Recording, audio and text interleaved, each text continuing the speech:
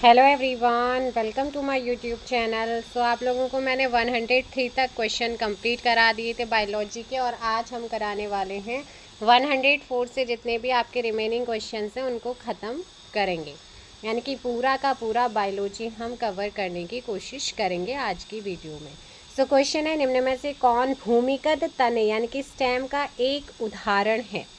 निम्न में से कौन भूमिगत तने यानी कि स्टेम का एक उदाहरण है। सो यहाँ पे संरचना और कार्यों के आधार पर भूमिगत तने 5 प्रकार के होते हैं, जैसे कि जो बल्ब है, ठीक है ना, प्याज, कार्म आपका कोलोकेसिया हो जाता है, प्रकंद अदरक है, और स्टोलोन आपका स्टोलोन हो जाता है पुदीना, और कंद हो जाता है आलू। तो यहाँ पर आपसे पूछा है कि कौन एक उदाहरण है, तो यहाँ पर ऑप्शन क्या हो जाएगा, अदरक यानी कि जिंगर। नेक्स्ट क्वेश्चन आता है कि वन अनुसंधान संस्थान कहाँ अवस्थित है। वन अनुसंधान संस्थान कहाँ पर स्थित है। FRI की अगर मैं बात करती हूँ, सो FRI है हमारा देहरादून। कहाँ पर है, देहरादून में है। 1878 में वन विद्यालय के रूप में इसे गठित किया गया था। शुरू में इसका जो नाम था वो इम्पीरियल फॉरेस्ट रिसर्च इंस्टीट्यूट था। 1906 में इसका नाम पड़ा है वन अनुसंधान संस्थान। अगला क्वेश्चन है, फल पकाने का हार्मोन है। सो फल पकाने का जो आपका हार्मोन होता है वो आपका होता है एथिलीन। ऑप्शन ए, ये मैंने आपको पहले भी बताया है। IUPAC इसका नाम एथीन है, एक हाइड्रोकार्बन है जिसका अणु सूत्र होता है C2H4, या फिर इसी को हम बोल सकते हैं H2C = CH2। एक रंगहीन ज्वलनशील गैस होती है जिसकी गंध हल्की मीठी कस्तूरी होती है। एथिलीन एक प्राकृतिक पादप हार्मोन भी है जिसका यूज़ फलों को जल्दी पकाने में होता है, और इसका जलयोजन करने पर एथिल अल्कोहल मिलता है। नेक्स्ट क्वेश्चन यहाँ पर आता है कि निम्नलिखित में से कौन सी एक गैस प्रकाश संश्लेषण में उत्पन्न होती है। सो प्रकाश संश्लेषण में उत्पन्न होने वाली जो गैस है उस गैस का नाम है यहाँ पर ऑक्सीजन। क्या है, ऑक्सीजन। आप सभी जानते हैं पौधे में जो होता है जल, प्रकाश, पर्णहरित, कार्बन डाइऑक्साइड की उपस्थिति में कार्बोहाइड्रेट के निर्माण का जो प्रोसेस होता है वो प्रकाश संश्लेषण कहा जाता है, और इस प्रोसेस में जल के उपचयन से ऑक्सीजन का क्या होता है, निर्माण होता है। अगला क्वेश्चन यहाँ पर आता है कि पौधों की जड़ों द्वारा सबसे अधिक जल का अवशोषण होता है। जो पौधे की जड़ होती है उनके द्वारा सबसे अधिक जल का अवशोषण होता है, किस क्षेत्र से। सो ये आप ध्यान रखिएगा, जो सबसे ज़्यादा होता है रूट हेयर से होता है, मूल रोमों से होता है। पौधों में जल अवशोषण या जल ग्रहण एक जैविक प्रोसेस है जिसमें पौधे जो होते हैं विभिन्न प्रक्रियाओं, श्वास, वाष्पोत्सर्जन इत्यादि के दौरान मिट्टी में या मिट्टी से कोशिका जल को जड़ों में जाइलम में लेते हैं। नेक्स्ट क्वेश्चन आता है, प्रकाश संश्लेषण के दौरान निकलने वाली ऑक्सीजन का स्रोत क्या है। प्रकाश संश्लेषण के दौरान जो ऑक्सीजन निकलती है उसका रिसोर्स क्या है। सो उसका रिसोर्सेज होता है यहाँ पर जल, वाटर। ऑप्शन आपका बी। प्रकाश संश्लेषण के द्वारा पौधे प्रकाश ऊर्जा को रासायनिक ऊर्जा में परिवर्तित कर देते हैं। प्रकाश संश्लेषण हरे पौधों के साथ साथ साइनोबैक्टीरिया जैसे कई प्रोकैरियोट्स में भी होता है। प्रकाश संश्लेषण का यूज शैवाल द्वारा सौर ऊर्जा को रासायनिक ऊर्जा में परिवर्तित करने के लिए भी किया जाता है। सो यहाँ पर आपका ऑप्शन हो जाएगा बी। नेक्स्ट आता है यहाँ पर कि निम्नलिखित में से किस फसल में नाइट्रोजन स्थिरीकरण करने वाले जीवाणु होते हैं। तो नाइट्रोजन फिक्सिंग बैक्टीरिया जो होते हैं वो किस क्रॉप्स में होते हैं। मटर यहाँ पर आप लोग ध्यान रखिएगा, है ना। मटर जो एक फलीदार पौधे से इसका उत्पन्न होता है। पौधों का नाइट्रोजन स्थिरीकरण करने वाले जीवाणु के साथ सहजीवी संबंध होता है जो वायुमंडल नाइट्रोजन को स्थिर करते हैं और इसे नाइट्रेट एवं नाइट्राइट में चेंज करते हैं। मटर के पौधों की जड़ों में राइजोबियम नामक एक नाइट्रोजन होता है जो स्थिरीकरण करने वाले जीवाणु होते हैं, मतलब इसमें। अगला क्वेश्चन यहाँ पर आता है कि अनावृत बीजी जिम्नोस्पर्म में कौन सा भाग अनुपस्थित होता है। तो बताइएगा, जिम्नोस्पर्म में अगर बात करते हैं यानी कि अनावृत बीजी में, सो इसमें किस चीज़ की अनुपस्थिति मिलती है? अंडाशय की, यानी कि ओवरी की। ऑप्शन डी, हार्मोन्स वह वर्ग है जो पादपों में कोशिका विभाजन को सक्रिय करता है। हार्मोन्स वह वर्ग जो पादपों में कोशिका विभाजन को एक्टिव करता है, सक्रिय करता है, दैट इज कॉल्ड साइटोकाइनेंस। कौन करता है? साइटोकाइनेन करता है। नेक्स्ट क्वेश्चन है, यहाँ पर क्वेश्चन है आपका 112 आंसर 13। गेहूं के दाने होते हैं जो वीट होता है, उसके जो ग्रेन्स होते हैं आर, यानी कि गेहूं के दाने होते हैं जिनका वैज्ञानिक नाम ट्रिटिकम स्टेवियम है। गेहूं का वैज्ञानिक नाम क्या है? गेहूं का ट्रिटिकम स्टेवियम है और ये ग्रैमिनी कुल के अंतर्गत आता है। और गेहूं के दाने कैरियोप्सिस फल हैं। गेहूं में जो आपका ग्लूटीन प्रोटीन है वो आपको देखने को मिलता है। सो यहाँ पर ऑप्शन हो जाएगा आपका बी फ्रूट। क्या होता है? ये फल होता है। नेक्स्ट आता है यहाँ पर नींबू में कौन सा अम्ल पाया जाता है? बहुत इम्पोर्टेंट। अब देखो भाई, अगर मैं बात करती हूँ यहाँ पर किसकी, टार्टरिक अम्ल की, तो ये इमली में आपको देखने को मिलता है। लैक्टिक अम्ल आपका दूध में मिलता है। साइट्रिक अम्ल नींबू में होता है और सेब में आपका मैलिक अम्ल, मार्लिक या मैलिक अम्ल होता है। सो यहाँ पर आपका कौन सा हो जाएगा? बी बिल्कुल क्या हो जाएगा? सही होगा। नेक्स्ट है, बीज विकसित होता है, जो सीड डेवलप्स फ्रॉम, यानी कि बीज विकसित होता है कहाँ से? सो यहाँ पर जो परागगण है, परागगण के पश्चात निषेचन की क्रिया आरंभ होती है। परागनली बीजांड में प्रवेश करके बीजांडासन को भेदती हुई भ्रूणपोष तक पहुँचती है और पराग कणों को वहीं पर छोड़ देती है। इसके बाद एक नर युग्मक एक अंडकोशिका से संयोजन करता है। निषेचन के पश्चात बीजांड से बीज या बीज युग्मनज से भ्रूण तथा अंडाशय से फल का निर्माण होता है। तो यहाँ पर बीजन आप ध्यान रखिएगा।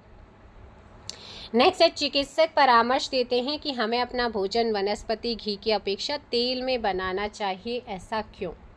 ऐसा इसलिए बोला जाता है कि तेल में असंतृप्त वसाएं होती हैं, ठीक है ना, क्योंकि तेल में क्या होती हैं? असंतृप्त वसाएं होती हैं। ऑप्शन हो जाएगा आपका ए। असंतृप्त वसा रक्त कोलेस्ट्रॉल को कम करता है और स्वास्थ्य लाभ से जुड़ा होता है ना। अगला क्वेश्चन यहाँ पर आता है कि निम्न में से कौन सी त्वचा सबसे ऊपरी परत है? Which of the following is the outer most layer of skin? तो त्वचा जो होती है हमारी शरीर, त्वचा की सबसे ऊपरी परत की बात करते हैं तो वह एपिडर्मिस। कौन सी है? एपिडर्मिस। आप लोग ध्यान रखेंगे। जो हमारा स्किन होती है, त्वचा होती है, उसको दो स्तरों में बांटा जाए, एक एपिडर्मिस और एक डर्मिस में। एपिडर्मिस शरीर की ऊपर वाली सबसे ऊपरी परत, इसमें मेलानिन होता है जो त्वचा का रंग निर्धारण करता है। रोम तथा नाखून एपिडर्मिस कोशिकाओं के रूपांतर से बनते हैं। तो ये हो गया, ठीक है। ऑप्शन है, त्वचा, बाल, नाखून में केराटिन नामक प्रोटीन भी मिलता है। डर्मिश की बात करते हैं तो त्वचा की दूसरी एवं सबसे मोटी परत, इसमें श्वेत ग्रंथियां पाई जाती हैं जिनसे क्या निकलता है? स्वेटिंग होती है, यानी कि पसीना निकलता है। नेक्स्ट आता है, मनुष्य में छोटी आंत की लंबाई लगभग होती है। जो मनुष्य होता है उसमें छोटी आंत की जो लंबाई होती है, जो आपका छोटी आंत है ना, मनुष्य में आहार नली का सबसे बड़ा भाग मानी जाती है। इसकी जो लंबाई है वो 6 से 8 मीटर होती है। यानी कि अगर मैं यहाँ पर इस क्वेश्चन की आंसर की बात करती हूँ तो हमारा आंसर हो जाएगा बी। जो छोटी आंत है इसके 3 भाग होते हैं। आपका एक होता है गृहिणी जो कि 25 सेंटीमीटर का होता है गृहिणी, तो यहाँ पर तो ऑप्शन भी हो जाएगा, लेकिन छोटी आंत को भी डिवाइड किया गया 3 भागों में। गृहिणी 25 सेंटीमीटर, इलियम 30 सेंटीमीटर, जैजुनम 2.5 सेंटीमीटर के होते हैं। अगला क्वेश्चन यहाँ पर आता है, निम्न में से कौन मोनोसैचुरेटेड वसा अम्ल है? मोनोसैचुरेटेड वसा अम्ल है। मोनोसैचुरेटेड हम इसे बोलेंगे, मोनोसैचुरेटेड है ना। मोनोसैचुरेटेड वसा अम्ल कौन सा है?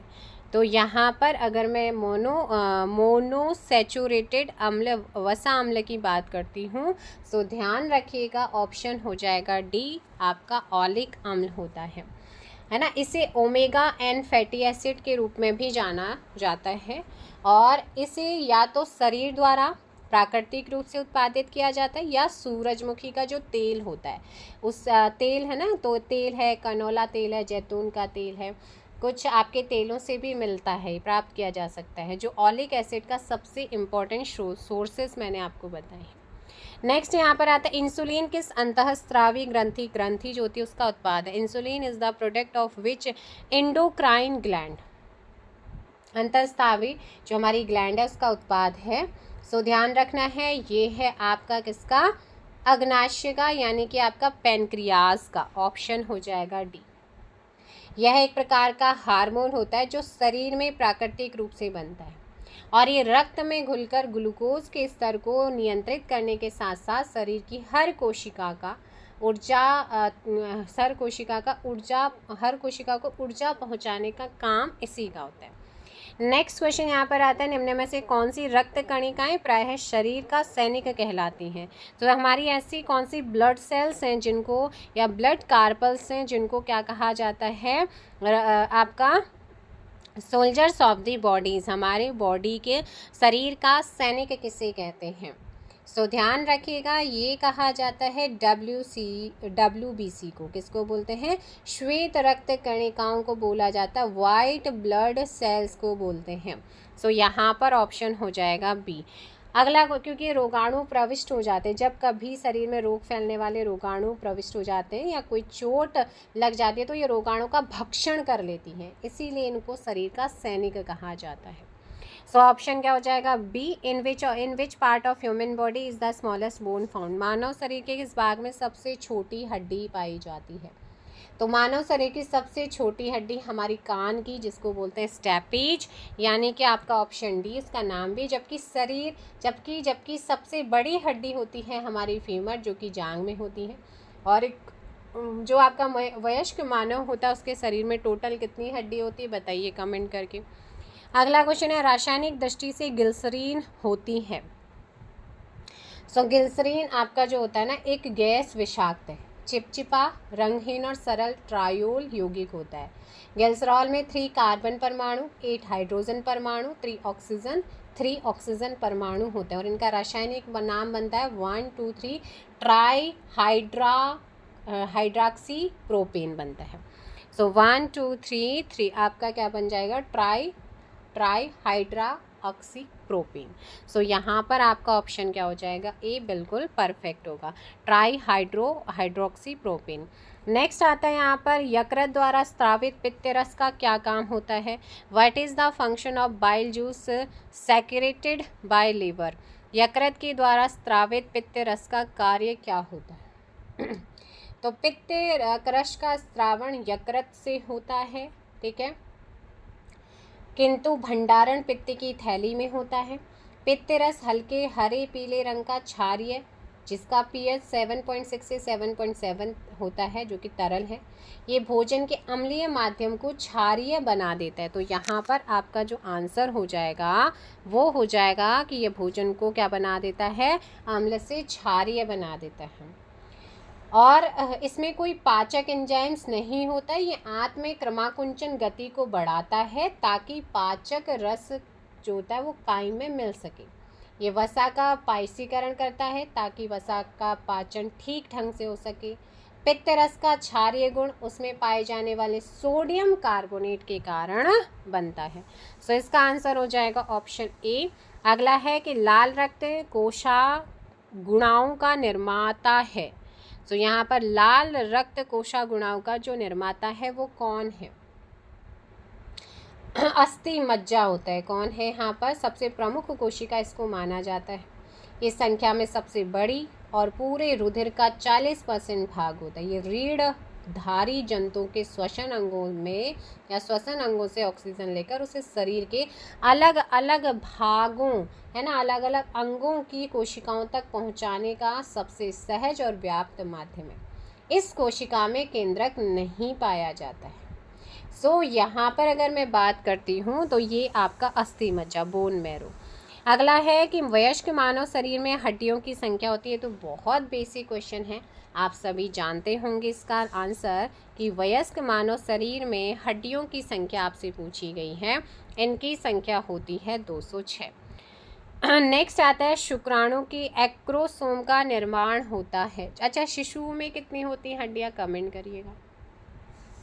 सो देखो भाई, शुक्राणु के एक्रोसोम का निर्माण होता है, तो ये निर्माण होता है गोल्जी कॉय के द्वारा। किसके द्वारा होता है? गोल्जी कॉय के द्वारा होता है। सो आंसर हो जाएगा यहाँ पर डी। क्या हो जाएगा? डी। एक्रोसोम एक कोशिकांग है जो मनुष्यों सहित जानवरों के शुक्राणु कोशिकाओं के सिरे के अग्र सिरे पर स्थित होता है। नेक्स्ट आता है कि वसा का पाचन होता है। Fat is digested by. वसा का जो पाचन होता है वो किसके द्वारा होता है? सो वसा का पाचन हमारी छोटी आंत में होता है और वसा को लाइपेज नामक एक एंजाइम के द्वारा फैटी एसिड और ग्लिसरॉल में पचाया जाता है। सो यहाँ पर हो जाएगा लाइपेज के द्वारा। यकृत द्वारा स्रावित पित्त रस की इसमें विशेष भूमिका होती है। पित्त रस का जो पायशीकरण करता है ये है ना, और जिसमें वसा का पाचन सुगम हो जाता है, सुगम। अगला है इम्यूनोग्लोब्यूलिन्स। इम्यूनोग्लोब्यूलिन्स की प्रकृति होती है, तो इसका नेचर कैसा होता है? प्रोटीन का। किसका होता है? प्रोटीन होता है। सभी प्रोटीनों की तरह या जो आपका इम्यूनोग्लोब्यूलिन है उसमें प्राथमिक, माध्यमिक और तृतीयक और चतुर्धारक संरचना होती है।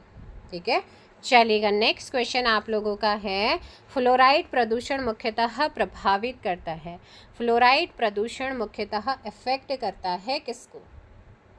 तंत्रिका तंत्र को, यानी कि आपके नर्वस सिस्टम को। लाल रक्त कोशिकाएं, रेड ब्लड सेल्स का निर्माण हमारे शरीर के किस भाग में होता है? सो ये निर्माण होता है हमारी यहाँ पर अस्थि मज्जा में होता है। जो हमारी बैकबोन होती है, यानी कि बोन मैरो भी हम यहाँ पे बोल सकते हैं, केवल मनुष्य और अन्य स्तनधारियों के रक्त में मिलता है। इसमें केंद्रक नहीं होता है। इसका जीवन काल मात्र 120 दिन होता है। इसकी मृत्यु प्लीहा में होती है। इसका कार्य होता है रक्त के थक्का बनने में मदद करना। और जो हमारी श्वेत रक्त कणिकाएं होती हैं उसमें ब्लड सेल, उसमें केंद्रक मिलता है, जिसका जीवन काल 2 से 4 दिन का होता है। अगला है, मनुष्य की आंख में किसी वस्तु का प्रतिबिंब जिस भाग पर बनता है वो कौन सा है? ये क्वेश्चन आपके कई बार एग्जाम्स में बन चुका है। दैट इज कॉल्ड आपका दृष्टिपटल, यानी कि रेटिना। नेक्स्ट क्वेश्चन है आपका, लार डैश के पाचन में सहायक होता है। जो saliva helps in digestion of. लार डैश के पाचन में सहायक होता है। किसके पाचन में सहायक होता है? स्टार्च के। किसके होता है? स्टार्च के। नेक्स्ट क्वेश्चन यहाँ पर आता है कि आँख की रेटिना में उपस्थित संवेदनशील कोशिका कहलाती है। Retina in eyes contain sensitive cells called. So यहाँ पर आपका आंसर हो जाएगा रॉड्स एंड कॉन्स में। रॉड्स एंड कॉन्स में छड़ एवं शंकु आप ध्यान रखेंगे। नेक्स्ट आता है, निम्न में से किसकी लाल रक्त कोशिकाओं की कब्र, किसको लाल रक्त कोशिकाओं की कब्रगाह कहा जाता है? तो लाल रक्त कोशिकाओं का कब्रगाह, कब्रस्थान किसको कहते हैं? यहाँ पर जल्दी से बताइएगा। सो ऑप्शन हो जाएगा यहाँ पर बी। नेक्स्ट क्वेश्चन आता है 136, निम्नलिखित में से कौन शरीर में प्रतिरोधक क्षमता को डेवलप करता है, विकसित करता है? कि कौन है जो शरीर में प्रतिरोधक क्षमता को विकसित करता है?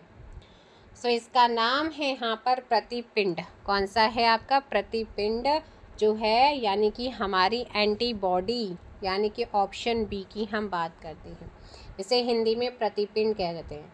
यह एक ग्लाइकोप्रोटीन होता है और ये रक्त प्लाज्मा में प्रतिरक्षी, यानी कि एंटीबॉडी ए एवं एंटीबॉडी बी, 2 महत्वपूर्ण पदार्थ इसमें आपको देखने को मिलेंगे। नेक्स्ट है, मनुष्य के फेफड़ों में कितने भाग, यानी कि खंड पाए जाते? जो लंग्स होते हैं उसमें कितने खंड देखने को मिलते हैं? सो जिसमें आपके होते हैं 5। ऑप्शन हो जाएगा यहाँ पर डी, जिसमें 2 आलिंद, 2 निल्य होता है। मनुष्य की छाती में 2 फुफ्फुस फेफड़े होते हैं, दायां और बायां। दायां फेफड़ा बाएं से 1 इंच छोटा पर कुछ अधिक चौड़ा होता है। दाएं फेफड़े का औसत भाग 23 ओस और बाएं का 19 ओस होता है। तो यहाँ पर फेफड़े चिकने और कोमल होते हैं। इनके भीतर अत्यंत सूक्ष्म अनंत कोष्ठ होते हैं और इन कोष्ठों में वायु भरी होती है और मनुष्य के फेफड़े में 5 खंड, दाएं में 3 और बाएं में 2 देखने को मिलते हैं। नेक्स्ट क्वेश्चन यहाँ पर आता है, लाल रक्त कणिकाएं मुख्यतः बनती हैं। तो लाल रक्त कणिकाएं किस चीज़ की बनी होती हैं? सो याद रखना है, ये बनी होती हैं आपकी अस्थि मज्जा में बनती हैं। ये आपने पहले भी करा है, तीसरी चौथी बार अभी क्वेश्चन रिपीट हो रहा है। अगला, इंसुलिन का उत्पादन किया जाता है। इंसुलिन का उत्पादन कहाँ पे होता है? तो ये ऑप्शन ए हो जाएगा, आइलेट्स ऑफ लंगरहैंस के द्वारा, है ना। स्रावित एक हार्मोन जो रक्त में शर्करा की मात्रा को कंट्रोल करता है या ग्लूकोज के उपापचय का नियमन करता है। यकृत में ग्लूकोज से ग्लाइकोजन के संश्लेषण की क्रिया को प्रेरित करता है और ये आरएनए संश्लेषण को भी प्रेरित करता है। इसके अल्पस्राव से मधुमेह या डायबिटीज़ नामक रोग हो जाता है। तो यहाँ पर आता है अब नेक्स्ट क्वेश्चन, लाल रक्त कोशिकाओं यानी कि आरबीसीज का रंग होता है। सो इनका जो रंग होता है वो कैसा होता है? हीमोग्लोबिन के कारण जो होता है वो लाल रंग होता है। क्या होता है? किसके कारण? हीमोग्लोबिन के कारण इनका लाल रंग होता है। ऑप्शन डी होगा। लाल रुधिर कोशिकाएं केंद्रक विहीन होती हैं, इसमें न्यूक्लियस नहीं मिलता। इनकी संख्या सामान्यतः 40 से 50 लाख प्रति घन मीटर होती है और आरबीसीज हमारे शरीर में ऑक्सीजन का क्या करती हैं कि परिवहन का काम करती है। नेक्स्ट क्वेश्चन आता है, हमारे शरीर का अधिकतम भार बना है किस चीज़ का? तो हमारे शरीर का जो अधिकतम भार बना होता है ना वो जल का, जिसमें 70% जल होता है और शरीर की सभी कोशिकाओं एक महत्वपूर्ण घटक भी इसको मानते हैं। सो ऑप्शन डी क्या हो जाएगा? बिल्कुल सही होगा। नेक्स्ट क्वेश्चन आता है, निम्नलिखित में से कौन हमारे शरीर का सबसे दृढ़ भाग है? सबसे कठोर तत्व धातु के ऊपर पाया जाने वाला दंत वल्क एनामिल होता है, यानी कि आपका दंत वल्क। Option B. दूध निकालने या निकालने के लिए स्तन ग्रंथि में संकुचन पैदा करने वाला पदार्थ कौन सा है? दूध निकालने के लिए स्तन ग्रंथि में संकुचन पैदा करने वाला जो पदार्थ है वो है ऑक्सीटोसिन। कौन सा? ऑक्सीटोसिन होता है या पायरोसिन भी से बोलते हैं, नामक हार्मोन गर्भाशय की आरेखित पेशियों में सिकुड़न पैदा करता है जिससे प्रसव पीड़ा उत्पन्न होती है। ये स्तन में दुग्ध स्राव में भी क्या होती हैं? सहायक होती हैं। नेक्स्ट क्वेश्चन पे चलते हैं हम। क्वेश्चन है आप लोगों का, हमारे शरीर में रक्त का दाब होता है। हमारे शरीर में रक्त का दाब वायुमंडलीय दाब के बराबर होता है। धमनियों में रुधिर का प्रवेश निलय के आकुंचन के कारण होता है और इस प्रकार रुधिर का जो दबाव धमनियों पर पड़ता है उसे रक्त दाब कहते हैं और इसके अपोजिट धमनियों के फैलाव होने से रुधिर का दाब धमनियों की दीवारों पर कम हो जाता है और हृदय के आकुंचन पर धमनियों का आकुंचन होता है। इस प्रकार धमनियों के आकुंचन के समय इनमें रुधिर दाब होता है जिसे सिस्टोलिक दाब कहते हैं और धमनियों के विस्तारण के समय इनमें रुधिर दाब कम हो जाता है जिसे क्या कहा जाता है? इसे कहते हैं डायस्टोलिक या डायस्टोलिक रुधिर दाब कहते हैं।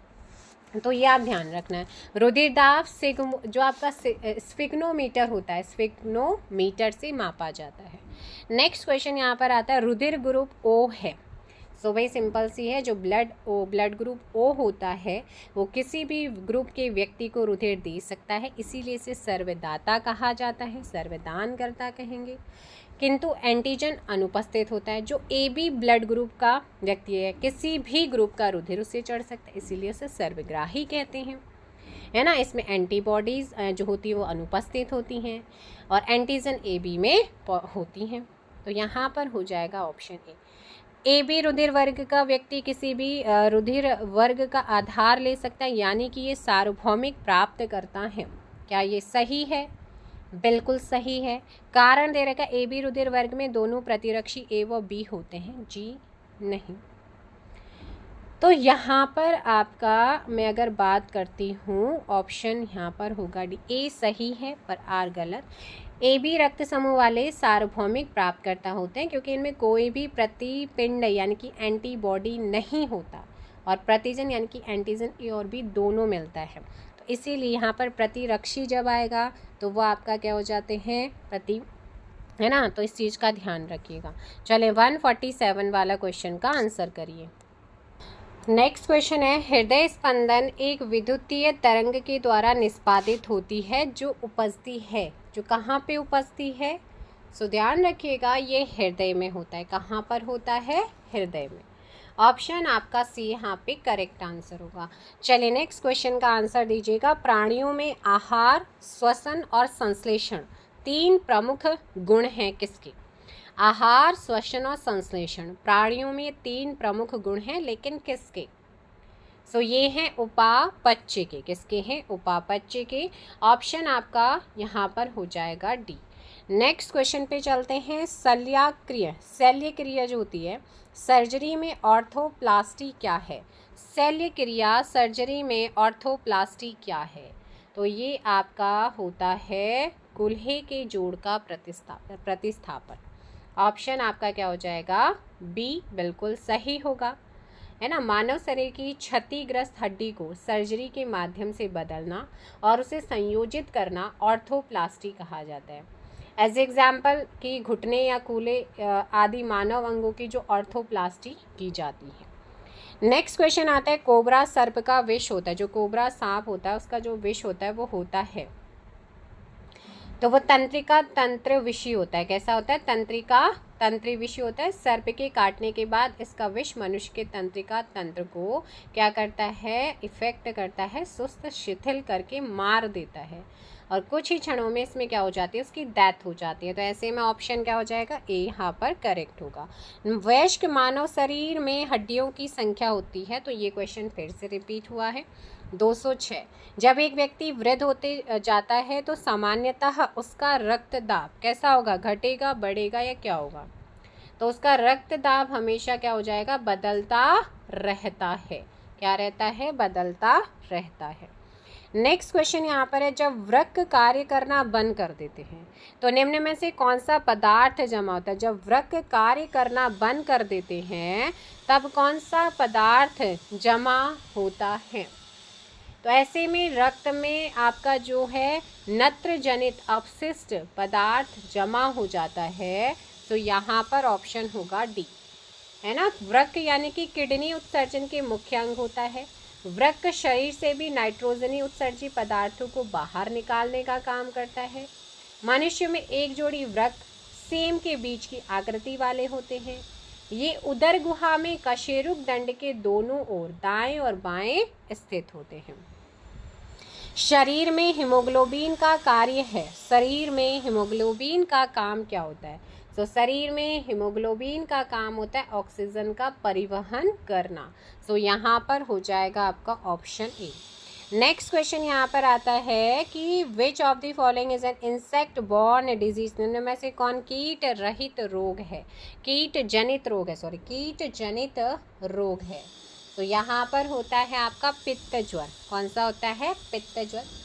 मच्छर, मक्खी, पिस्सू के काटने से होने वाले रोग हैं, है ना, कीट जनित रोग, जिन्हें बोला जाता है एज एग्जाम्पल मछली द्वारा जीका वायरस, पीला बुखार या मलेरिया। तो यहाँ पर ऑप्शन ए बिल्कुल क्या हो जाएगा, सही आंसर होगा। BCG वैक्सीन निम्नलिखित में से किस बीमारी के लिए प्रयोग होती है। आपका बैसिलस कैलोमिटी यूरिन, है ना, BCG का टीका टीवी यानी कि क्षय रोग या तपेदिक के लिए होता है। क्षय रोग एक संक्रामक रोग है जो माइकोबैक्टीरियम ट्यूबरक्लोसिस नामक जीवाणु से होता है। इस रोग के जीवाणु की खोज 1882 में जर्मन वैज्ञानिक रॉबर्ट कोच ने किया था। तो यहाँ पर ऑप्शन ए। अगला आता है, इनमें से कौन सा विषाणु जनित रोग नहीं है, जो कि आपका वायरस डिजीज़ नहीं है। तो मैं बात करती हूँ मलेरिया की। मलेरिया प्लाज्मोडियम परजीवी के कारण होने वाली डिजीज़ है। तो परजीवी संक्रमित मादा एनोफिलीज मच्छर के काटने से लोगों में फैलता है, जिन्हें मलेरिया वेक्टर कहा जाता है। जिन लोगों को मलेरिया होता है वे आमतौर पर तेज बुखार, कपकपी वाली ठंड से क्या हो जाते हैं, उन्हें मतलब महसूस होने लगती है। अगला क्वेश्चन है, निम्न में से कौन सा रोग हवा के द्वारा फैलता है? अब एयर के थ्रू फैलने वाला, जैसे हमारा जुकाम है, निमोनिया है, तपेदिक है, वायु के द्वारा संचरित होता है, ये हमारे फेफड़े को इफेक्ट करते हैं। सो यहाँ पर ऑल ऑफ दीज आपका आंसर होगा। नेक्स्ट है पायरिया बीमारी है, तो पायरिया भाई ये आपके हमारे जो मसूड़े होते हैं उनकी एक बीमारी है। तो गम्स की जो कि प्रोटोजोआ एंट अमीबा जिंजीवेलिस क्या के कारण होता है। सो यहाँ पर मसूड़े हो जाएंगे। ये बैक्टीरिया दांतों और मसूड़ों को इफेक्ट करता है। मुंह और दांतों को अच्छी तरह से साफ रखकर इस रोग से छुटकारा पाया जा सकता है। और जब पायरिया होता है ना, कभी दर्द हल्की हल्की सी ना दर्द होती है और उसमें फिर ब्लड आना, तो जब ब्लड भी बनने लग जाता है, तो इस चीज़ का आप ध्यान रखेंगे। नेक्स्ट क्वेश्चन आता है, रतौंधी होने का कारण क्या है? Night blindness accords due to deficiencies of, किसकी कमी के कारण ऐसा होता है? देखो, अगर विटामिन ए की कमी है तो रतौंधी हो जाता है, विटामिन बी की कमी से बेरी, विटामिन सी से स्कर्वी, विटामिन डी से रिकेट्स होता है। अगला क्वेश्चन, मलेरिया की प्रसिद्ध दवा जो होती है क्विनैन, उसे किससे प्राप्त किया जाता है? मलेरिया की दवा होती है क्विनैन, और क्विनैन को सिनकोना की छाल से प्राप्त किया जा सकता है। ऑप्शन बी यहाँ पे सही होगा। मलेरिया जो होता है वो मादा एनोफिलीज मच्छर के काटने से होता है, और मलेरिया रोग का सर्वाधिक प्रभाव आरबीसी और प्लीहा पर पड़ता है। नेक्स्ट क्वेश्चन यहाँ पर आता है कि निम्न में से किस औषधि का उपयोग अपच के उपचार के लिए होता है? तो किसका यूज़ होता है, जल्दी से बताइए। 162। सो ऑप्शन हो जाएगा एंटासिड औषधि। ऑप्शन क्या हो जाएगा? ऑप्शन सी हो जाएगा।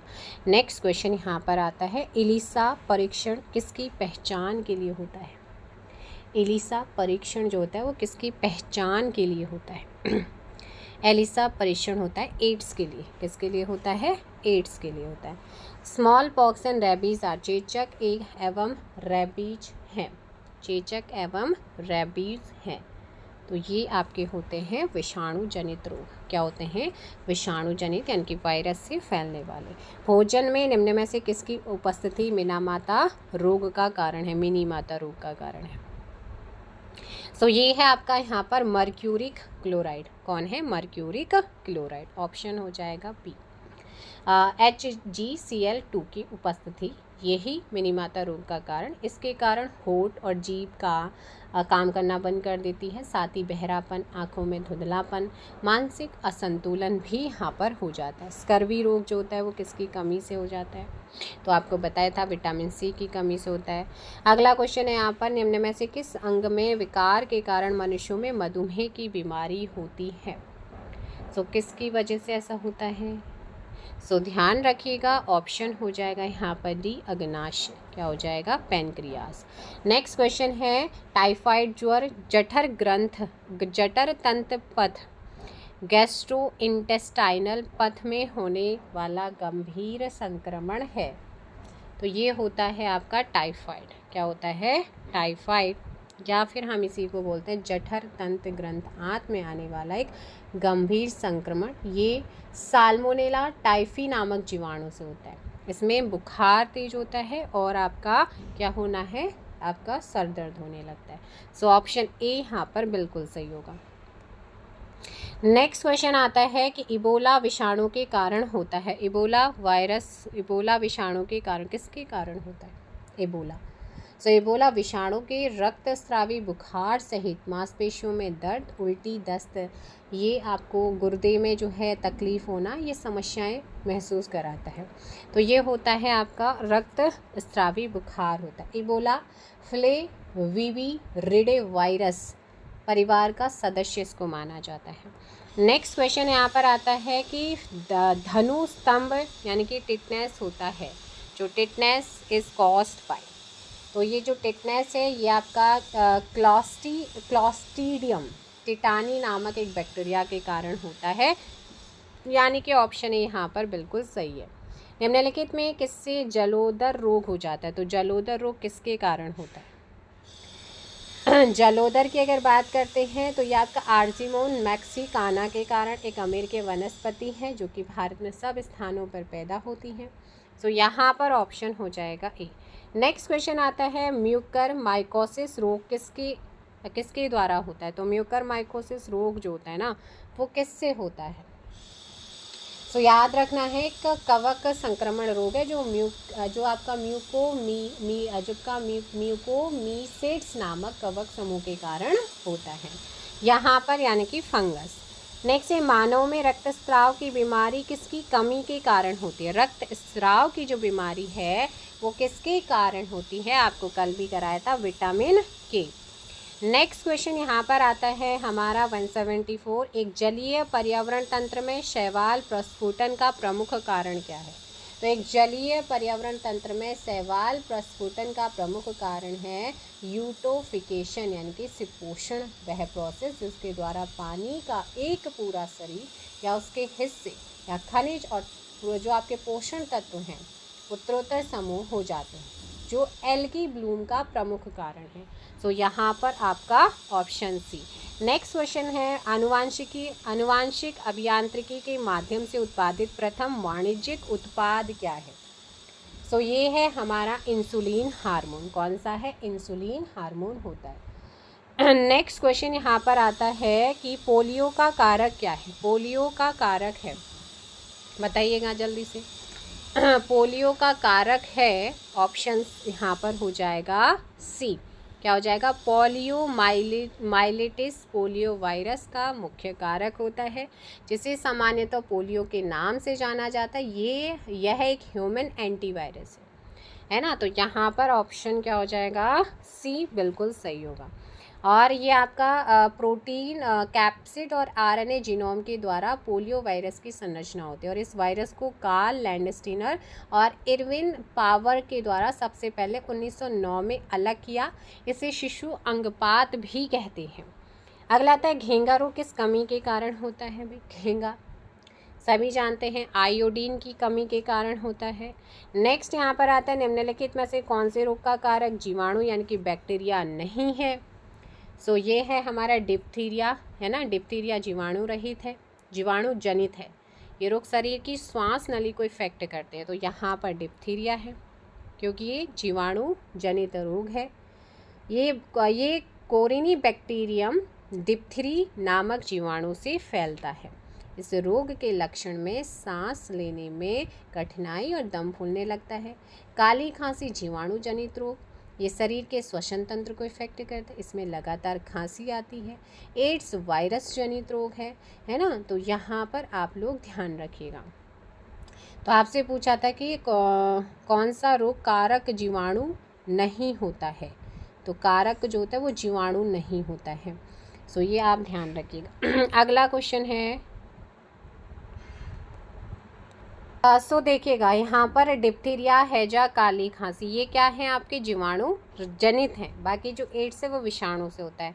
नेक्स्ट क्वेश्चन यहाँ पर है कि आपका सामान्यतः एक स्वस्थ मानव हृदय प्रति मिनट कितनी बार धड़कता है। सो कितनी बार धड़कता है भाई, 179 का फटाफट आंसर कर दीजिएगा। ऑप्शन हो जाएगा 72 बार। कितनी बार धड़कता है, 72 बार। ऑप्शन आपका बी हो जाएगा। नेक्स्ट यहाँ पर निम्नलिखित में से कौन सा मच्छर जनित रोग नहीं है। तो कौन सा है जो मच्छर जनित रोग नहीं है। सो यहाँ पर स्लीपिंग सिकनेस यानी कि निद्रा हमारी क्या है, मच्छर से फैलने वाला रोग नहीं। मानव शरीर में रक्त के छन्ने की प्रक्रिया से मूत्र का निर्माण कहाँ या किस अंग में होता है। सो ये होता है वृक्क यानी कि किडनी में होता है। नेक्स्ट क्वेश्चन यहाँ पर आता है दात्र कोशिका अरक्तता रोग है ना। दात्र कोशिका अरक्तता रोग है किसका। सो ये होता है आपका रक्ताणु का, यानी कि लाल रुधिर या रक्त कोशिकाओं का, रेड ब्लड सेल्स का। Option B. नेक्स्ट क्वेश्चन आता है यहाँ पर 83। पित्त ज्वर का संचारण होता है ना, transmitted through yellow fever is transmitted through. So option A Aedes के द्वारा। किसके द्वारा होता है, एडीज के द्वारा होता है। चलिए एंडीज है ना। नेक्स्ट क्वेश्चन पे चलते हैं यहाँ पर कि ऑन्कोलॉजी अध्ययन है। Oncology is the study of. Oncology यहाँ पर आपका है किसका? ऑप्शन हो जाएगा कैंसर का। क्या होता है? कैंसर का स्टडी किया जाता है। नेक्स्ट क्वेश्चन यहाँ पर आता है, निम्नलिखित में से किसके द्वारा स्वाइन फ्लू होता है? सो किसके थ्रू स्वाइन फ्लू होता है? विषाणु के द्वारा। किसके द्वारा होता है? विषाणु के द्वारा, वायरस के द्वारा। सिलोकोसिस एक है। सिलोकोसिस क्या है? जो आपका सिलिकोसिस है ना, एक डिजीज़ होती है फेफड़े की, यानी कि फेफड़ों से रिलेटेड डिजीज़ है। ये सिलिका धूल कणों के द्वारा फेफड़ों में संक्रमण होने से फैलता है। इसमें फेफड़ों का क्रमाकुंचन नहीं हो पाता। ये रोग मुख्यतः उन मजदूरों को होता है जो खदानों में, निर्माण क्षेत्र या शीश फैक्ट्री जो होती है, शीशा फैक्ट्री, वहाँ पे काम कर रहे होते हैं। नेक्स्ट आता है एड्स का कारण क्या है? तो एड्स का कारण बता दो भाई, बताया भी था, ह्यूमन इम्यूनो डेफिशिएंसी वायरस जिसको बोला जाता है, HIV। तो ये आपका होता है virus, option C. Next question, यदि आँख का लेंस अपारदर्शी हो जाए तो आँख का रोग कहा जाता है? सो इसको कहा जाता है मोतियाबिंद। क्या कहते हैं इसे? मोतियाबिंद। और ये 50+ जब एज हो जाती है उसके बाद ही होता है। लोह की कमी सी बीमारी होती है। लोह की कमी से कौन सी बीमारी होती है? यानी कि आयरन की कमी से जो डिजीज़ होता है वो होता है एनीमिया। कौन सा हो जाता है? एनीमिया। आप लोग यहाँ पे ध्यान रखेंगे। सो ऑप्शन यहाँ पर क्या लगा दें हम? सी। ऑप्शन हो जाएगा यहाँ पे सी, है ना। सो नेक्स्ट क्वेश्चन पे चलते हैं। क्वेश्चन है हमारा 190। उस वैज्ञानिक का नाम बताइए जिसने ये खोज की थी कि मलेरिया प्लाज्मोडियम नामक परजीवी से होता है। सो ये कहा था किसने? 190 का ऑप्शन हो जाएगा सी, सर रोनाल्ड रॉस ने कहा था, है ना। ऑप्शन क्या हो जाएगा यहाँ पर? आपका सी। नेक्स्ट क्वेश्चन पे चलते हैं। निद्रा रोग, स्लीपिंग सिकनेस नामक बीमारी होती है। तो ये आपका जो स्लीपिंग सिकनेस होती है, निद्रा रोग, ट्रिप्नोसोमा, किससे होती है? ट्रिप्नोसोमा नामक एक एककोषीय जीव से। ऑप्शन आपका डी हो जाएगा। नेक्स्ट है, इनमें कौन सा प्रोटीन की कमी से उत्पन्न होने वाला रोग है? तो प्रोटीन की कमी से उत्पन्न होने वाला रोग, देखो, प्रोटीन की कमी से क्वाशियोरकर एवं मरासमस नामक रोग बच्चों में उत्पन्न होते हैं। दाद व खुजली फफूंदी जनित रोग है जो क्रमशः ट्राइकोफाइटॉन व स्कैबीज नामक कवक से फैलते हैं। मस्तिष्क ज्वार, जापानी जो आपका इंसफ्लाइटिस है नामक मच्छर, उसके काटने से होता है।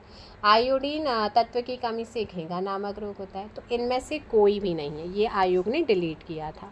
अगला क्वेश्चन है, निम्न में से कौन सा जो रोग है वो जीवाणु से उत्पन्न होता है? तो ऐसा कौन सा रोग है जो बैक्टीरिया से फैलता है या उससे उत्पन्न होता है? सो 193 का यहाँ पर हो जाएगा आपका तपेदिक। कौन सा? तपेदिक, क्षय रोग, ट्यूबरक्लोसिस या TB, ठीक है। और यहाँ पर इन्फ्लुएंजा की बात करते हैं तो ये वायरस से फैलता फ्लू होता है। मलेरिया की बात करते हैं तो आप सभी जानते हैं प्रोटोजोआ से होता है। पोलियो भी एक वायरस जनित रोग है। अगला है डेंगू बुखार का संचरण होता है। तो डेंगू बुखार का संचरण होता है आपका मच्छर से। किससे होता है? मच्छर से। मादा एंडीज इजिप्टी मच्छर के काटने से होता है। सो यहाँ पर आप लोग ध्यान रखेंगे। हड्डी तोड़ बुखार भी इसको कहते हैं, है ना। अगला क्वेश्चन यहाँ पर आता है, घेंघा होता है किसकी कमी होने पर? सो घेंघा होता है आपका आयोडीन की कमी से। ऑप्शन हो जाएगा सी। वह कौन सी व्याधि है जिसमें इंसुलिन की कमी से रक्त में शर्करा की मात्रा बढ़ जाती है? सो वो है हमारा यहाँ पर मधुमेह। कौन सा हो जाएगा? मधुमेह होता है। नेक्स्ट क्वेश्चन यहाँ पर आता है, आहार में एस्कॉर्बिक अम्ल की कमी से जो रोग होता है वो कौन सा है? सो एस्कॉर्बिक अम्ल की कमी से जो रोग होता है वो है आपका स्कर्वी। क्या हो जाता है? स्कर्वी। एक मनुष्य को बेरी बेरी सूखा रोग व स्कर्वी की बीमारी होगी यदि वह नहीं ले रहा है। अगर वह नहीं ले रहा है तो यहाँ पर आपका हो जाएगा ऑप्शन 198 का बी, विटामिन B1 वो डी व सी, ठीक है ना। थायमीन से बेरी, तंत्रिका तंत्र संबंधी गड़बड़ियाँ होती। विटामिन सी स्कर्वी, मसूड़ों से खून आना। विटामिन डी से रिकेट्स यानी कि सूखा रोग। ऑस्टिमलेशिया वयस्कों में होता है। तो ये आप लोग ध्यान रखिएगा, है ना, इस चीज़ का आप लोगों ने ध्यान रखना। नेक्स्ट क्वेश्चन है, निम्न में से किस सेट में सारी विषाणु जनित बीमारियां हैं? रैबीज़, ममसम, गलसुआ, हर्पीज, चेचक, इन्फ्लुएंजा, डेंगू, ज्वर, पोलियो, टाइफस, ट्रैकोमा, खसरा, एड्स। ये आपके सारे क्या होते हैं? विषाणु, वायरस से फैलने वाले। तो यहाँ पर ऑप्शन बी हो जाएगा। नेक्स्ट क्वेश्चन यहाँ पर आता है कि निम्न में कौन हृदयघात के सटीक लक्षण है ना, हार्ट अटैक के सटीक लक्षण माने जाते हैं? सो ध्यान रखना है, एक तो तेज पसीना आना, दूसरा जी मचलाना, और आपका सीने में तेज दर्द होना। तो ये आपके सारे कारण हैं, यानी कि आपका ऑप्शन हो जाएगा डी 1, 2, 4। सो आज की क्लास में फ़िलहाल इतनी। बाकी जो रिमेनिंग 40, 45 या 50 क्वेश्चन है उनको हम करेंगे नेक्स्ट वीडियो में। वीडियो को लाइक और शेयर भी कर दीजिए। चैनल पर नए हैं, चैनल को सब्सक्राइब कर लीजिएगा। जय हिंद, जय भारत, जय उत्तराखंड, जय देवभूमि।